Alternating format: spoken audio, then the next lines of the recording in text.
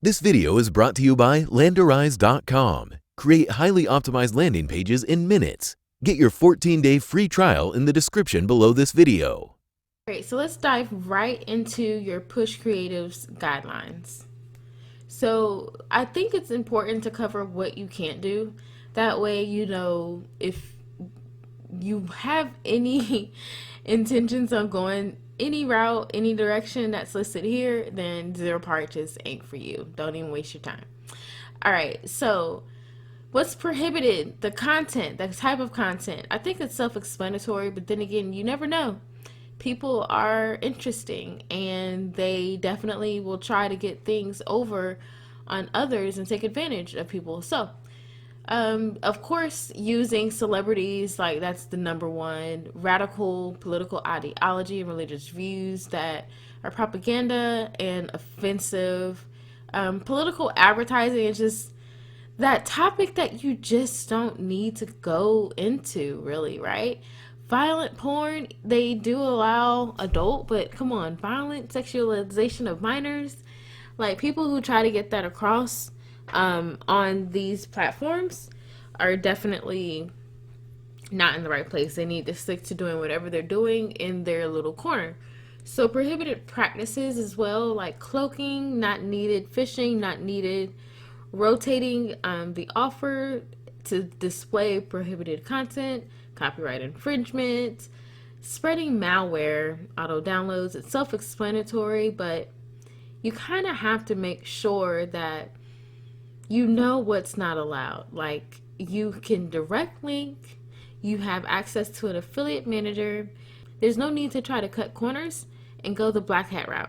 Let's take a look at campaign rejection regions first, and then after that, we'll look at creative asset specifications, and we'll dive into what the creative guidelines are when it comes to Zeropark. It's just best to look at what the recommendations are straight from their document section. So, common rejection regions, besides the fact that you can't use any trademarks, you low quality, obviously that's self-explanatory, but you'd be surprised.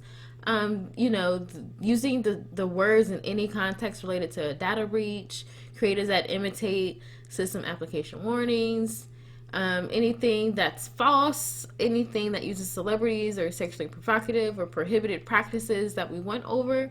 Those are the, pretty general. And the approval process is extremely thorough. So you do have to indicate what your vertical is, and they are going to review your campaign. You're going to look over the creatives, and it's just best to play it safe. Don't go trying to go against the grain and thinking outside of the box. However, it is okay to ask questions, because there are some times where your landing page intentions or something on your landing page may be misinterpreted. So you can definitely have that addressed.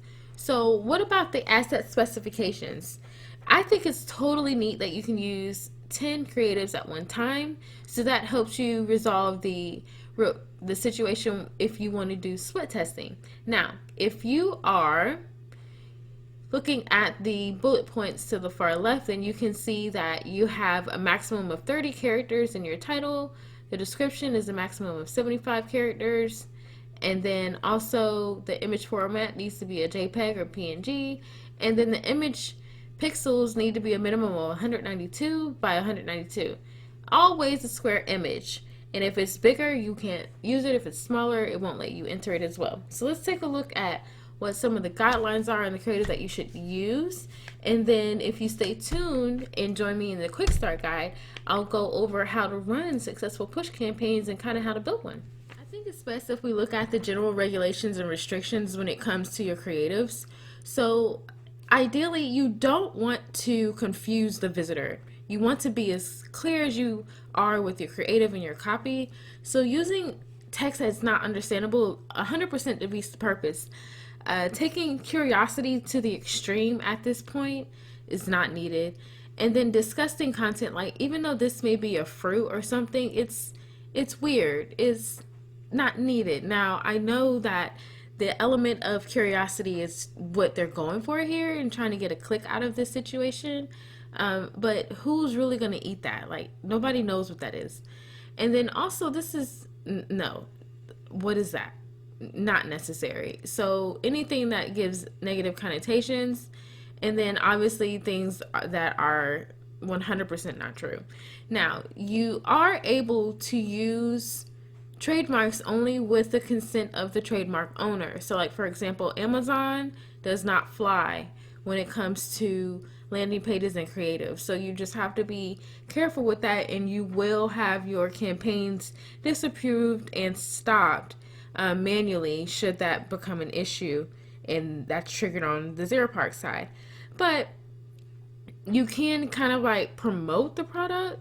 You just can't call it out and say like you're promoting something with that's not related to the brand. Like that makes no sense.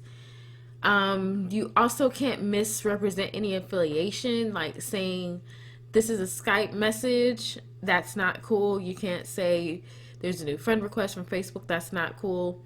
You can, however, imitate certain things. So there are ways to imitate and kind of be creative, but you can't go too aggressive with it.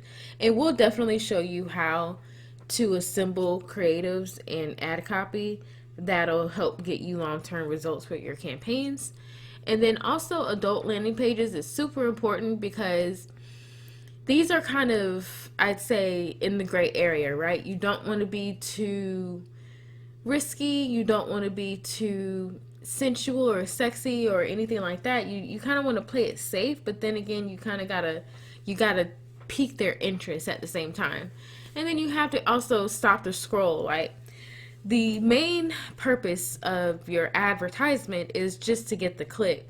The landing page is what's supposed to convert the user, and then obviously because it's CPA, it's easier to get that payout because the conversion happens in a different flow than it would in a general affiliate marketing setup where you're trying to sell your own product or something like that.